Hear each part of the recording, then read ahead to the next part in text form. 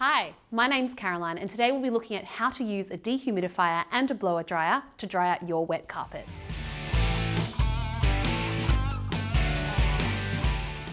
If you've ever experienced a water leak or flooding in your home, then you know how important it is to dry the water from the carpet or flooring before mildew gets a chance to form. Today, our Kennards Hire expert Mick Hi, is going to show you how to use two machines to speed up the drying process. This is a carpet blower. It has 3 speed settings and it moves warm, dry air over the carpet to dry it out. This dehumidifier helps the drying process by removing moisture from the air, creating a dry atmosphere that helps the blower do its job. Before you use the blower and dehumidifier, you might need to use a wet vacuum cleaner. This sucks up the bulk of water before you begin drying the carpet. If water wells up when you walk on it, then that's an indicator you need to use a wet vac first. Once you've removed as much water as you can, it's time to start the blower. If there's no carpet underlay and the weather is warm and dry, place the blower in the corner of the room facing across the carpet and turn it on. If you're using an extension cord, make sure the plug connection stays well away from the wet carpet.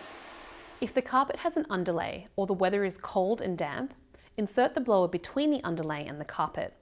Raise a corner of the carpet and place the blower underneath.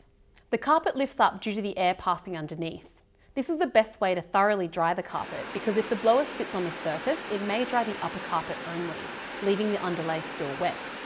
To speed up the process, you can dry out the air too. You may have a dehumidifier function on your air conditioner.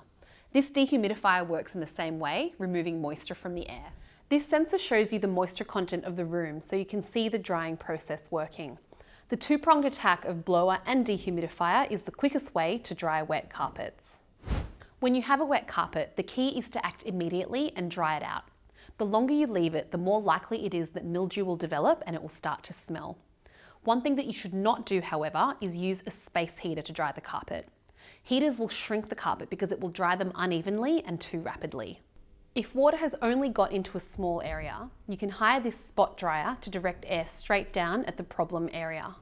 Some dehumidifiers have a compartment for collecting water, and in some situations that may fill up quite quickly. When this happens, you'll need to empty that compartment, or like this one, you'll have a hose which runs out to a drainage point. Sometimes it takes only 3 to 4 hours to dry, but it could take longer depending on the weather conditions, the carpet material, and the severity of the flooding. By touching the carpet, you can really feel if it's dry or not, and remember to check on the underlay as well. Using a blow dryer and a dehumidifier means that you can rescue wet carpets that would otherwise just go mouldy or need to be replaced. Remember, the team at your local Kennards Hire branch can help you with any questions that you have about drying wet carpets or any other projects around the home. See you later.